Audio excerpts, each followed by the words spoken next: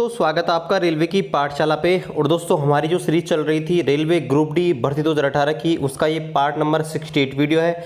इससे पहले जो भी 67 वीडियो आए हैं उनको मैंने प्लेलिस्ट बनाकर डाल दिया है। आप जाइए हमारे यूट्यूब चैनल के जो प्लेलिस्ट सेक्शन पे, वहाँ आपको मिल जाएगा ग्रुप डी 2018 प्रीवियस ईयर। तो आपको पूरे जो 67 वीडियो हैं वहाँ पर डाल दिए हैं। और ये हमारा 24/10/2018 का सेकंड शिफ्ट का वीडियो है।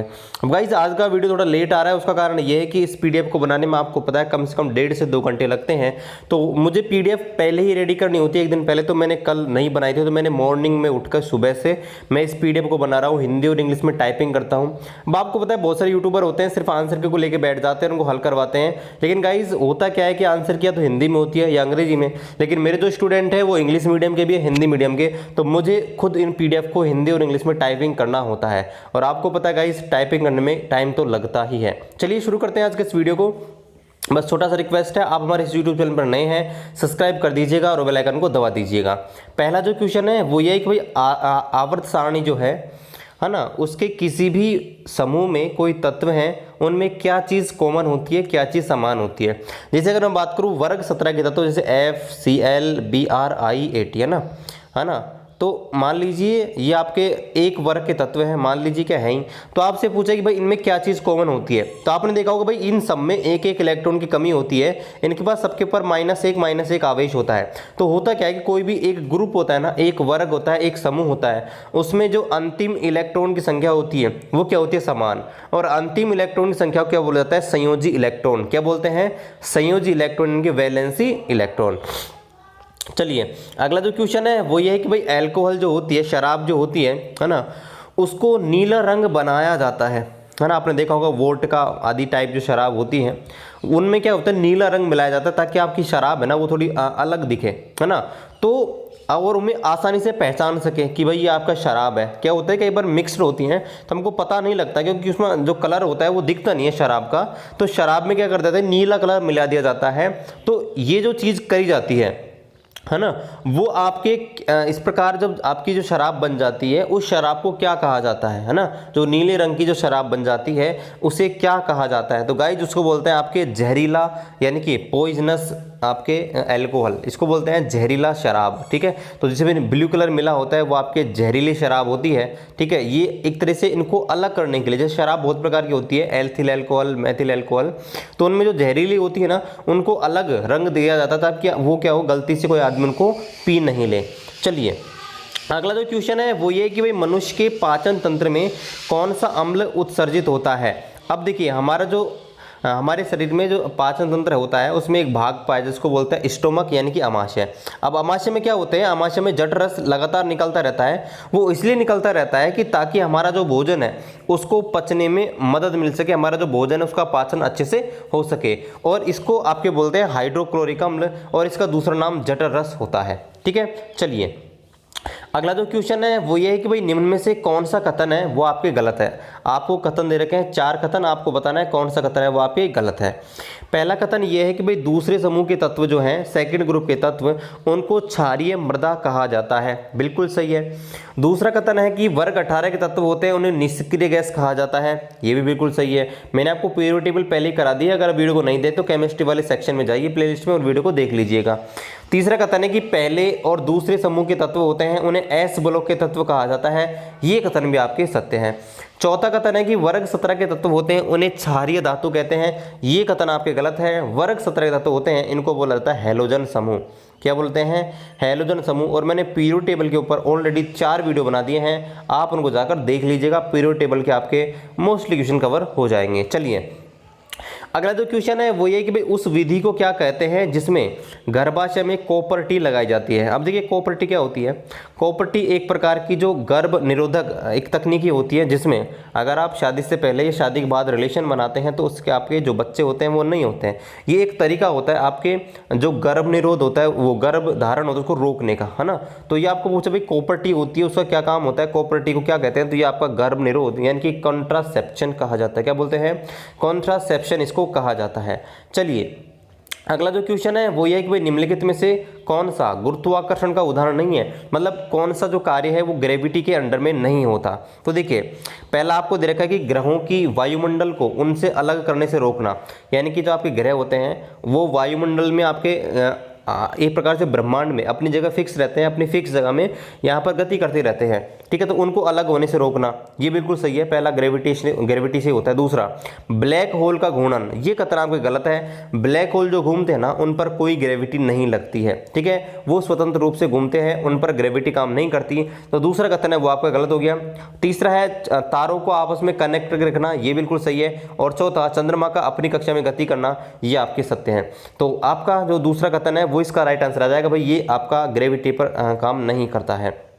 चलिए अगला जो क्वेश्चन है वो ये है कि भाई शैवाल किस समूह से संबंधित हैं। शैवाल जो होते हैं एल्गी होते हैं, उनको कहाँ रखा गया है। तो मैंने आपको जब आर.एच. व्हिटेकर का वर्गीकरण पढ़ाया था तब आपको बताया था कि भाई जो शैवाल होते हैं उनको रखा गया है थैलोफाइटा के अंदर। कहाँ रखा गया है? थैलोफाइटा के अंदर रखा गया है। मैंने जो आर.एच. व्हिटेकर है उसका वर्गीकरण पूरा करा दिया है 4-5 वीडियो में, तो आप उसको जाकर बायोलॉजी वाले सेक्शन में देख सकते हैं। चलिए अगला जो क्वेश्चन है वो ये है कि भाई किसी पिंड का जो भार होता है वो कहाँ पर अधिकतम होता है। तो देखिए भार क्या होता है, भार होता है W बराबर mg। क्या होता है? W बराबर mg। अब देखिए जो m होता है ना मास, ये तो आपके ब्रह्मांड के सभी स्थान पर क्या होता है, समान होता है। लेकिन जो g होता है वो होता है गुरुत्वीय त्वरण, और ये आपके अलग अलग स्थान पर बदलता रहता है। तो सीधी सी बात है, g का मान जहाँ पर ज़्यादा होगा, ठीक है, वहाँ पर W का मान क्या होगा, बढ़ेगा। तो आपको पता है जो आपके ध्रुव होते हैं वहाँ पर आपका G का मान मैक्सिमम होता है, और आपके जो भूमध्य रेखा होती है इक्वेडोर, वहाँ पर क्या होता है, सबसे कम होता है। तो आपसे पूछा है कि भाई बाहर कहाँ कम होता है, तो आपका भूमध्य रेखा पर यानी कि इक्वेडोर पर आपका सबसे कम होता है। चलिए अगला जो क्वेश्चन है वो ये है कि भाई संयोजकता कोश में इलेक्ट्रॉन की संख्या होती है वो किसके बराबर होती है। अब संयोजकता कोश का मतलब क्या होता है? संयोजकता कोश का मतलब होता है कि वो कोई भी तत्व होता है वो कितने अन्य तत्वों से आपके बंध बना सकता है, उन्हें बोलते हैं उनके संयोजकता इलेक्ट्रॉन। क्या बोलते हैं? संयोजकता इलेक्ट्रॉन। अब गाइज ये डिपेंड करती है उनके अंतिम इलेक्ट्रॉन के ऊपर। किसके ऊपर करती है? उनके अंतिम इलेक्ट्रॉन विन्यास में कितने इलेक्ट्रॉन हैं। जैसे सोडियम होता है, सोडियम के पास 11 इलेक्ट्रॉन होते हैं और उसका इलेक्ट्रॉन विन्यास होता है 2, 8, 1। तो भाई इसके अंतिम कोश में 1 इलेक्ट्रॉन है, इसलिए जो आपकी संयोजकता होती है सोडियम की वो 1 होती है। तो इस प्रकार से संयोजकता का निर्धारण किया जाता है उसके अंतिम इलेक्ट्रॉन के आधार पर कि भाई उसके अंतिम कोश में कितने इलेक्ट्रॉन हैं। लेकिन आपको ऑप्शन में कहीं भी नहीं मिलेगा, तो इस क्वेश्चन को रेलवे ने नेगलेक्ट किया था। लेकिन आपको ध्यान रखना है, अगर ऑप्शन में ऐसे होता कि भाई अंतिम इलेक्ट्रॉन विन्यास के आधार पर, तो फिर इस कथन का आंसर हो जाता। लेकिन इस क्वेश्चन को नेगलेक्ट किया था रेलवे ने, ठीक है। चलिए अगला जो क्वेश्चन है वो ये है कि भाई एक वस्तु का भार चंद्रमा की सतह पर 6000 न्यूटन है, तो वो पृथ्वी की सतह पर 6000 न्यूटन है, तो चंद्रमा की सतह पर इसका भार क्या होगा। तो देखिए आपकी जो पृथ्वी पर जो आपका भार होता है वो W बराबर mg होता है। अभी डिपेंड करता है जी के ऊपर, यानी कि जी का मान बढ़ता है, जी का मान घटता है, उसके ऊपर डिपेंड करता है। अब आपको दे रखा है भाई चंद्रमा वो पृथ्वी पर 6000 है, तो आपको पता होगा चंद्रमा पर जी का मान होता है वो पृथ्वी का क्या होता है 1/6। क्या होता है 1/6। तो जो भार होगा ना वो भी क्या हो जाएगा 1/6, मतलब 6000/6 यानी कि 1000 न्यूटन, ठीक है, 1000 न्यूटन। और गाइज आपको पता, आपको दिख रही होगी बैटरी, मोबाइल की बैटरी मात्र 6% है, फिर मैं वीडियो शूट कर रहा हूँ। तो मैं सोच रहा हूँ कि कम से कम ये वीडियो बनाऊँ तब तक जो फ़ोन है वो टिका रहे, लाइट थोड़ी आ नहीं रही है। तो मैं पूरा कोशिश कर रहा हूँ ताकि जो आपका वीडियो है पूरा सेट हो जाए और जल्दी जल्दी मैं आपको वीडियो बनाकर दे दूँ। चलिए अगला जो क्वेश्चन है वो ये कि भाई 25 डिग्री सेल्सियस पर विभिन्न माध्यमों में ध्वनि की गति के बारे में कौन सा कथन आपके सत्य है। अब देखिए साउंड वाला चैप्टर है मैंने फिजिक्स में करा दिया है, फिजिक्स ऑलमोस्ट आपकी कंप्लीट हो गई है। 1-2 चैप्टर है यूनिट वाले वो मैं करा। तो देखिए आपसे पूछा है कि भाई 2 कथन दे रखे हैं, इनमें से कौन सा कथन है वो आपके ध्वनि की चाल के बारे में 25 डिग्री सेल्सियस पर सत्य है। और ये क्वेश्चन बहुत बार रिपीट हो रहा है, पिछले शिफ्टों में आपने देखा होगा। तो पहला आपको देखा भाई हीलियम गैस होती है, उसमें ध्वनि की चाल 965 मीटर प्रति सेकंड होती है, पहला कथन बिल्कुल सत्य है। दूसरा देखा भाई हाइड्रोजन में ध्वनि की चाल होती है वो 1284 मीटर प्रति सेकंड होती है, दूसरा कथन भी आपके सत्य है। तो आंसर आ जाएगा कि भाई दोनों कथन है वो आपके सत्य हैं। चलिए अगला जो क्वेश्चन है वो ये है कि भाई 100 वाट के एक इलेक्ट्रिक बल्ब प्रतिदिन 8 घंटे उपयोग में लिया जाता है, तो एक सप्ताह के अंदर इसके द्वारा कुल कितनी विद्युत ऊर्जा का खपत किया जाएगा। अब देखिए विद्युत ऊर्जा जो खपत होती है वो क्या होती है कि भाई आपकी शक्ति होनी चाहिए वाट में, है ना, टाइम होना चाहिए आपके घंटे में और बटे 1000, ये आपका फॉर्मूला होता है। अब देखिए शक्ति आपको दे रखी है कितनी 100 वाट, टाइम आपको देखिए 8 घंटे रोज काम में ले जाता है, लेकिन कितने दिन चलाना है आपके, एक सप्ताह मतलब 7 दिन, और 1000 का भाग लगाना है। तो देखिए 7 × 56 और 56 × 100 यानी कि 5600 और 5600 में भाग लगाएंगे 1000 का, तो आंसर आएगा 5.6 यूनिट या 5.6 kWh है, वो इसका राइट आंसर आ जाएगा। चलिए अगला जो क्वेश्चन है वो ये है कि भाई 11 वोल्ट के विभवांतर वाले दो बिंदुओं के बीच 5 कूलम आवेश को स्थानांतरित करने में कितना कार्य करना पड़ेगा। अब देखिए ये क्वेश्चन भी बार बार रिपीट हो रहा है और अब तक आपको याद हो गया होगा, ये विभवांतर की परिभाषा होती है। विभवांतर जो होता है वो होता है किया गया कार्य बटे आवेश। अब देखिए कार्य निकालें तो कार्य का हो जाएगा विभवांतर इंटू आवेश। तो देखिए कार्य W बराबर हो जाएगा VQ। तो देखिए V बराबर 11 दे रखा है, Q बराबर आपको 5 दे रखा है, तो आंसर आ जाएगा 55 जूल। क्या आ जाएगा 55 जूल, इसका राइट आंसर आ जाएगा। चलिए अगला जो क्वेश्चन है वो ये है कि भाई 50 किलो का एक लड़का है, वो 44 सीढ़ियाँ 10 सेकंड में चढ़ जाता है। यदि प्रत्येक सीढ़ी की जो ऊंचाई है वो 15 सेंटीमीटर है तो इसकी शक्ति है वो ज्ञात कीजिए। अब देखिए शक्ति क्या होती है, शक्ति बराबर होती है P बराबर W/T। अब P का मतलब वो W क्या होता है, कार्य, मतलब जब किसी, अब देखिए कार्य क्या होगा यहाँ पे, जब किसी वस्तु की स्थिति में चेंज होता है ना तो किया गया कार्य हमेशा होता है स्थितिज ऊर्जा के बराबर, यानी कि W बराबर mgh ये हो जाएगा, और T तो पहले ही है। अब देखिए m आपको दे रखा है 50, g आपको दे रखा है 10, h आपको दे रखा है देखिए कितना भाई 44 सीढ़ी चढ़ता है, 44 सीढ़ियाँ, लेकिन एक सीढ़ी की ऊंचाई कितनी है आपके 15 सेंटीमीटर, तो इसको मीटर में देंगे तो 15/100 है ना। तो और टाइम नीचे दे रखा है कितना आपको 10 सेकंड। तो देखिए इसको आप गुणा कर देंगे, दिए 10 से 10 गया, ये 0 से ये 0, अब इसको गुणा कर लीजिएगा, आंसर जो भी आएगा वो आप कर लीजिएगा। ठीक है, इस प्रकार से आपको इसको हल कर लेना है। चलिए अगला जो क्वेश्चन है वो ये है कि भाई बारिश के दौरान जब बारिश होती है तो कौन सी ऊर्जा में कन्वर्ट होती है। तो आपने देखा होगा बारिश जब होती है तो बादल आसमान में होते हैं, मतलब बादल एक निश्चित ऊंचाई पर स्थित होते हैं, लेकिन जब बारिश आती है तो वो बूंदों के रूप में नीचे की ओर गिरते हैं। तो क्या चेंज होता है कि आपकी जो स्थितिज ऊर्जा होती है वो आपके गतिज ऊर्जा में चेंज होती है। किसमें, गतिज ऊर्जा में। तो ऑप्शन नंबर 4 है वो इसका राइट आंसर आ जाएगा। भाई बादल होते हैं वो किसी निश्चित ऊंचाई पर स्थित होते हैं, लेकिन जब बारिश होती है तो वो आपकी स्थितिज ऊर्जा होती है वो आपके गतिज ऊर्जा में कन्वर्ट हो जाती है और बूंदें नीचे की ओर आना शुरू हो जाती हैं। चलिए अगला जो क्वेश्चन है वो आपके पादप हार्मोन से है कि भाई कोशिका विभाजन को कौन बढ़ावा देता है। तो पादप हार्मोन मैं आपको बहुत जल्दी बायोलॉजी में करा दूंगा। ठीक है, तो देखिए पादप हार्मोन आपके कई प्रकार के होते हैं तो उसको हम जल्दी करेंगे। फिलहाल इसका जो आंसर है वो है साइटोकाइनिन। जो साइटोकाइनिन होता है पौधों में, वनस्पतियों में, वो कोशिका विभाजन को बढ़ावा देता है, यानी कि सेल डिवीजन को वो बढ़ावा देता है। चलिए अगला जो क्वेश्चन है वो ये है कि बताइए निम्न में से कौन सा ऑक्साइड है वो आपके अम्लीय नहीं है।